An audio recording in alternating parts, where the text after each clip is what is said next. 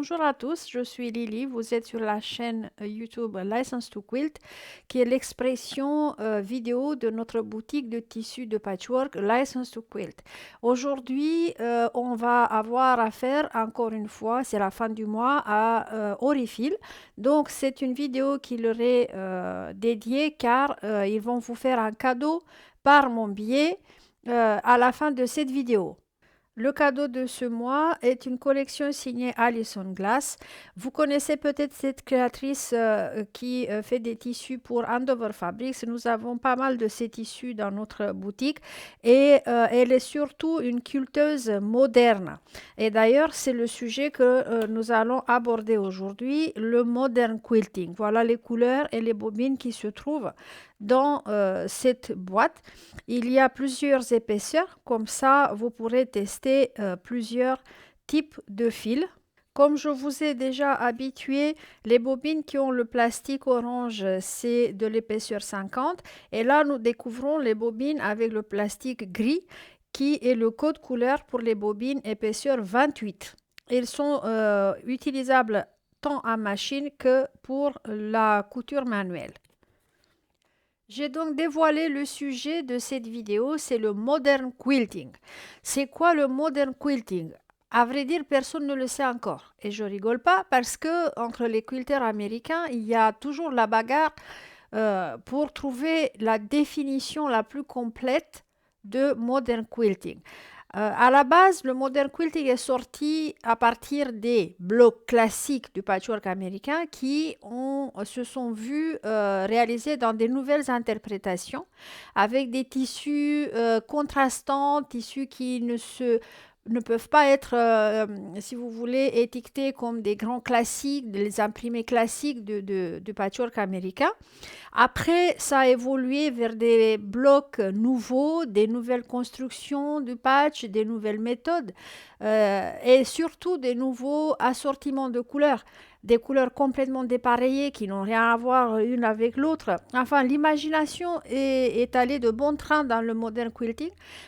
Alors qu'aujourd'hui, il y en a un qui propose une définition, les autres lui sautent dessus, mais non, mais c'est pas ça. Enfin, donc pour moi, ce que j'ai compris en lisant plusieurs débats sur ce sujet, c'est que en fait, le modern quilting peut très bien être réalisé avec des blocs classiques, mais en respectant pas les dimensions originales ou alors le design original, ou alors en créant ses propres blocs à partir du zéro. En fait, en clair, tout ce qui ne peut pas être étiqueté comme patchwork classique est du patchwork moderne.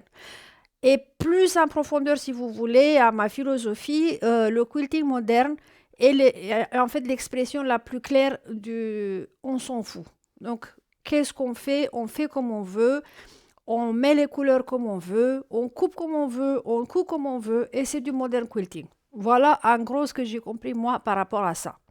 Et je vais commencer avec un projet qui m'a été inspiré par Kay Fassett, un de ces quilts qui est exposé d'ailleurs dans le musée Liberty for Quilting, qui se trouve en Angleterre. Donc Liberty, vous connaissez la marque Liberty, a un musée pour le quilting. Et donc Kay Fassett, parmi d'autres ouvrages qui lui appartiennent, a exposé un quilt qui a été réalisé d'ailleurs, la photo m'est sortie dans mon fil d'actualité sur Facebook. Une dame faisant partie de son groupe avait réalisé ce quilt-là et à la demande de notre groupe Facebook License to Quilt, je vais faire un tutoriel sur ça. Ce que je vais employer pour ce tutoriel sont les tissus signés par Sarah Campbell pour Michael Miller Fabrics. C'est une créatrice aussi des tissus modernes. Et je vais commencer par un pack de Fat 8. J'ai ici 12 coupons de Fat 8. Il me faut aussi le gabarit Easy Dresden que vous connaissez déjà parce que nous avons déjà réalisé la classique Dresden. Et puis après, pour respecter le design de Kay Fassett, parce que lui, il utilise des ric-rac dans son quilt, J'ai fouillé dans ma réserve des ric-rac et je suis sortie avec ça. Il y a des ric-rac des différentes couleurs et différentes largeurs. Vous voyez, ils ne sont pas tous identiques. Mais comme je disais tout à l'heure, on s'en fout, on utilise ce qu'on a sous la main. Par contre, je précise, je vais quand même donner une touche personnelle à ce patron. Je ne vous dis pas encore quoi. C'est un tout petit détail hein, qu'on verra au fur et à mesure de la construction de ce patch. Celui-là est mon sac avec des chutes de uni. Hein, il y en a une belle quantité ici. Je vais utiliser certaines chutes d'ici pour les glisser dans les tissus de Sarah Campbell. Donc, je vais les mélanger dedans. Je vais vraiment pas tenir comme de la couleur. Je risque peut-être de mettre du rose carrément. Bon, on verra ça au fur et à mesure. Donc, pour l'instant, on va commencer avec le pack de Fat 8. Alors, je vais ouvrir mon pack de Fat 8. C'est comme ça que vous allez le retrouver dans vos colis. Alors, j'ai plusieurs imprimés ici. Je vais les étaler vite fait. Alors, je vais sortir de mon pack celui-là. Celui-là, je ne vais pas l'utiliser et vous allez voir pourquoi. Parce que, en fait, de ce tissu-là, je vais couper dans le métrage pour faire le fond, le tissu de fond de mon quilt. Et donc, je sors celui-là, je reste avec 11 autres imprimés. On voit bien que ce n'est pas des imprimés classiques. Hein. Ça, c'est vraiment du moderne patchwork. Je vais superposer plusieurs. J'ai pris pour ça ma planche rotative hein, pour que je puisse manipuler plus facilement. Je mets les lisières à l'écart. Je ne suis pas intéressée à avoir ça dans mes patchs. Donc, je vais superposer par 4 ou 5 et je vais découper avec mon gabarit. Comme je vous ai montré pour la Dresden Plate, donc je vais découper cette forme-là. Dans tous mes Fat 8. Donc, je vais utiliser un max possible de mes tissus. Je vais réserver ce coupon aussi parce que je me suis dit d'utiliser ces fleurs-là pour découper le centre de mes assiettes Dresden. Donc, je le mets de côté également. Ce qui me laisse avec 10 imprimés de la collection Atelier à utiliser pour les lames. Pour la coupe des lames, des pétales, comme vous voulez les appeler, j'ai mis la première fois le gabarit à plat, donc parallèle entre les bords du tissu. Pour la deuxième lame, je l'ai mis un peu en biais comme ça, pas trop en biais, mais un peu. Et maintenant, j'ai eu l'idée au fait de couper aussi en perpendiculaire sur le design. Ça va faire la différence sur les imprimés qui sont directionnels, dans le sens où mes pétales, donc mes lames, seront différentes, même coupées dans le même tissu. C'est pour jouer un petit peu sur les imprimés. Bien sûr, ça ne va pas faire la différence d'aucune manière sur les imprimés qui ne sont pas directionnels, mais par exemple sur celui-là avec les rayures, ça va changer un peu. Voilà donc de quoi je parle. Donc je joue un peu sur l'orientation des imprimés aussi dans ma composition. Chaque Fat 8, chaque coupon de Fat 8 me donne 7 lames au pétales comme ça. Donc de 10 Fat 8, j'ai sorti 70 pétales dans les imprimés ateliers et j'ai complété parce que j'avais plein de chutes des cotons couture, toujours dans les couleurs Michael Miller, j'avais plein de chutes des tissus. J'ai complété avec 50 pétales dans des couleurs unies. J'ai 120 pétales au total. Pour chaque bloc, il me faut 10 parce qu'on ne va pas construire des assiettes entières comme on avait fait dans le modèle classique. On va maintenant les grouper par 5. Donc, je vais aller à la machine à coudre et je vais mélanger mes pétales et je vais faire des groupes de 5. Je prends ça au hasard. Donc, voilà, on va construire en fait des quarts d'assiette de Dresde parce que vous vous rappelez peut-être ou sinon je vous le dis avec le gabarit Easy Dresden il nous faut 20 pétales pour une fleur donc je vais faire un quart de fleur donc 5 pétales à la fois. J'ai ici 24 éléments qui ont chaque 5 pétales. Par rapport à l'assiette de Dresde classique, vous voyez que je n'ai pas fait les pointes là comme les cravates. Dans ce patron, on va les utiliser comme telles. Donc j'ai 24 pour 12 blocs. Maintenant, il faut, si on suit le patron de Kay Facette, il les a coupé ces éléments-là. Il a laissé certains de cette taille-là, d'autres qu'il les a coupés à moitié, d'autres il les a coupés encore plus petits. C'est-à-dire que là, à la fin, les éléments ne doivent pas avoir tous la même dimension pour les utiliser sur les blocs. Moi, je vais faire encore différemment. Je vais mettre un petit peu mon grain ici et je vais les couper, mais de façon inégale. Par exemple, celle-ci, j'ai pris cette règle-là, mais j'aurais pu faire pareil avec une grande assiette ou une casserole. Donc, je vais mettre ça ici. Voilà, donc au lieu de couper comme ça, de façon égale, je vais tourner la règle et je vais couper de cette manière-là. Vu la courbe de cette règle-là, j'ai tourné mon patch de manière à ce que ce soit plus facile pour moi. La coupe, je vais mettre la règle avec sa courbe la plus profonde, mais vous pouvez très bien choisir une autre courbe, hein.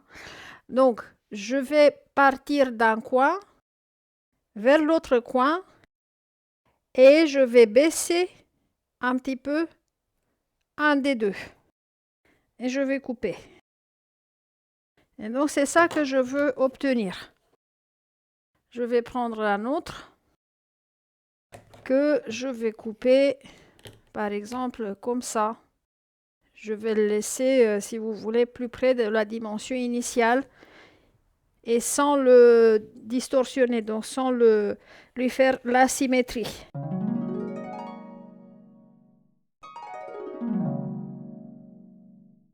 Donc, je peux utiliser aussi par rapport à ma règle qui a la courbe large, j'ai pris une assiette aussi pour obtenir des formes plus rondes comme celle-ci. Donc, je la mets juste là. Comme ça, mes pétales ou alors mes segments auront des formes et des dimensions vraiment très très différentes. Une fois que j'ai terminé la mise en forme de tous mes éléments de Dresden, je suis prête à les appliquer sur des carrés de 14 sur 14 inches que j'ai découpés dans le tissu de fond. J'ai ici 12 blocs, donc 12 carrés de 14 inches sur 14 inches et chaque carré va recevoir deux de ces éléments dans deux coins opposés. Par exemple, on va mettre celui-là ici et un autre ici. Donc on les centre bien. Je vais les épingler pour qu'ils ne bougent pas. Et pour commencer, je vais leur mettre une petite couture, un stay stitch, donc une couture stabilisatrice ici autour de leur contour pour chaque. Mais d'abord, je vais épingler sur chaque bloc deux quarts d'acier de Dresde. Il faut bien faire attention à ce que les bords ici, les bords extérieurs de l'assiette de Dresde soient alignés avec le bord de notre carré parce que maintenant, comme tous ces tissus sont coupés en biais, ils sont élastiques et ils risquent de se décaler un peu, donc il ne faut pas leur permettre, il faut bien les aligner et épingler. Voilà mon stay stitch, donc la couture stabilisatrice que je mets juste sur la courbe. Vous pouvez, si vous voulez, mettre sur les côtés aussi, rien ne vous empêche, mais je vais les garder épinglés, ça me suffit pour le moment. Donc, je vais faire ça pour toutes mes patchs, tous mes blocs. Donc, je place mon aiguille à 2 mm.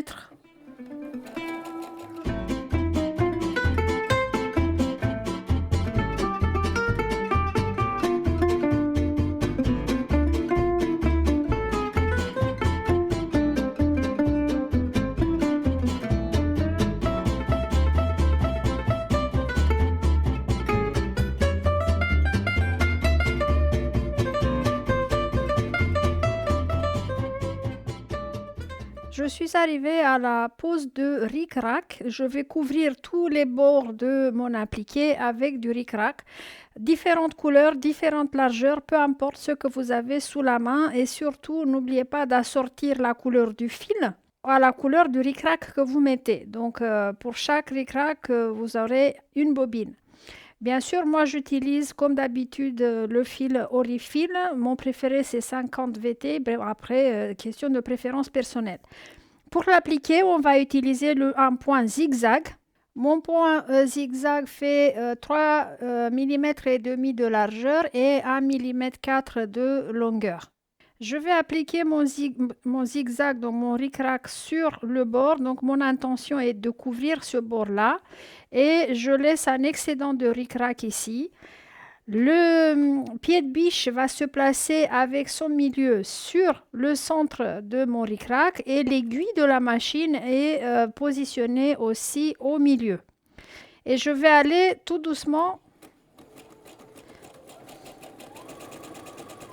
Voilà, je vais rasseoir mon zigzag, pardon, mon ric-rac. Donc on ne doit pas faire tout d'un coup, mais petit à petit pour bien positionner notre ric-rac de manière à couvrir ce bord-là. C'est pourquoi il était important de mettre la couture stabilisatrice d'abord, comme ça c'est beaucoup plus facile maintenant pour appliquer le ric-rac. Voilà, je vais couper en laissant ici aussi un petit excédent.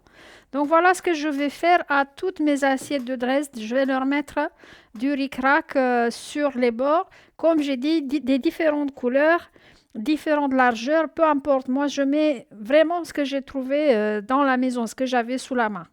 J'ai ici mes 12 blocs, j'ai appliqué le ric-rac partout, j'ai repassé et de ce fait, j'ai squaré tous mes blocs à 13 inches et demi. Comme ça, je suis sûre que le tissu n'est pas déformé par ici, par là. Et maintenant, je vais commencer à les asseoir de manière à ce que les assiettes de Dresde se rencontrent. Donc les coins, il y aura des coins, voilà, des carrefours ici avec des assiettes et des carrefours sans assiettes parce qu'on avait mis dans des coins opposés. Donc chaque rangée aura 1, 2, 3 blocs et il me faut 4 rangées comme ça pour consommer mes 12 blocs. J'ai fini mon patch, donc je l'ai tout assemblé. Il mesure 134 cm sur 101 cm.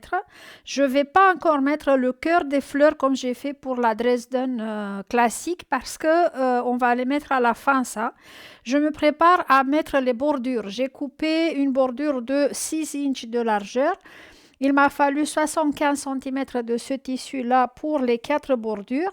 Et sur les courtes bordures, donc celles qui mesurent 101 cm, j'ai rajouté 2 carrés de 6 inches sur 6 inches pour avoir des carrés au coin de mon quilt. Donc d'abord, je vais attacher les longs côtés, celles de 134 cm, et après, je viendrai attacher les courts côtés avec les carrés déjà cousus. Et je suis arrivée à la dernière étape avant le sandwich et le matelassage. Il faut que j'applique les cœurs de toutes ces assiettes de Dresde, comme ici. J'ai ici le Fat 8 fleuri, le seul imprimé fleuri de cette collection que j'avais gardé pour faire les centres des fleurs. Je lui ai appliqué avec le fer à repasser du Heat and Bond sur l'arrière. Et j'ai tracé des cercles comme j'avais fait pour l'assiette de Dresde classique avec un verre. J'ai 7 cm de diamètre ici. Et puis la technique est strictement la même que pour l'assiette de Dresde classique. Je vais découper les cercles.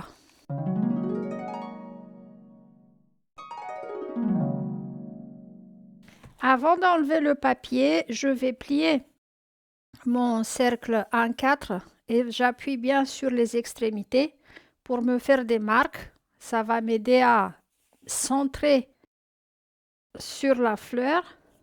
Voilà, et maintenant je peux enlever le papier. J'ai utilisé même des chutes de Heat and Bond pour ça. Et puis, comme je les marque, je vais bien centrer sur l'endroit où je veux que ce soit posé. Je repasse et ça le fait coller en place et après il me faut appliquer un point de zigzag sur toute la périphérie de ce cercle. Alors moi, pour la taille de ce quilt là, j'ai eu besoin de 10 cercles à découper. Si vous faites un quilt plus grand, alors il vous faudra certainement un peu plus de tissu, mais mon Fat 8 m'a donné exactement les 10 que j'avais besoin. Et voilà pourquoi on n'a pas appliqué les centres des fleurs avant, parce que il y a des assiettes de Dresde qui sont que des moitiés ou que des quarts et qui viennent sur la bordure. Et donc, notre centre de fleurs dépasse sur la bordure. C'est le but. En fait, c'est normal que ce soit comme ça. Et si je suis dans un coin, je vais appliquer un cercle entier aussi et il va dépasser sur les deux bordures et sur le carré. Donc, c'est la particularité aussi de ce type de patron. Pour ma part, je vais donc finir à appliquer les 10 centres de toutes mes assiettes.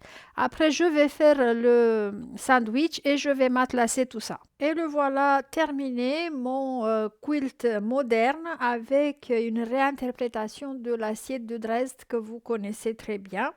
Il m'a fallu 3 mètres de tissu pour le dos. Et après que j'avais fini le matelassage et que j'ai découpé tout autour de mon quilt, j'ai récupéré toutes les chutes des tissus et j'ai fait le binding de celui-là, donc pas de extra tissu pour le binding. Nous sommes arrivés au moment du jeu. La gagnante de la vidéo dernière où je proposais de nouveau les tissus pour le bob et Madame Marie-Josée Pincé, voilà, écrivez-moi s'il vous plaît à l'adresse bonjour@license2quilt.com pour que je sache à quelle adresse je dois vous envoyer votre prix. Et le prix d'aujourd'hui est offert par Orifil.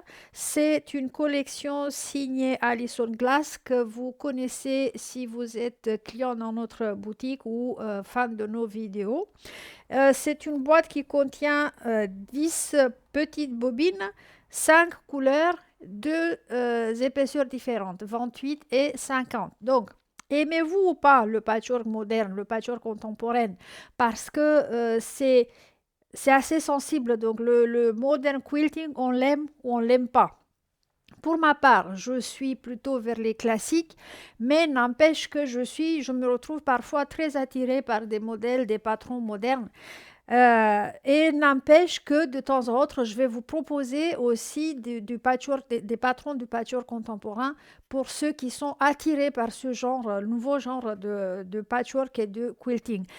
Alors, laissez-moi un commentaire en bas de la vidéo et dites-moi quelle serait votre préférence, moderne ou classique.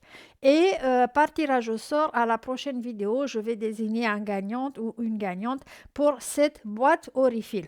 Merci à vous. J'espère que vous allez donner un coup d'essai au patchwork contemporain et je vous donne rendez-vous pour des nouvelles aventures et un nouveau numéro de magie dans une prochaine vidéo. Au revoir.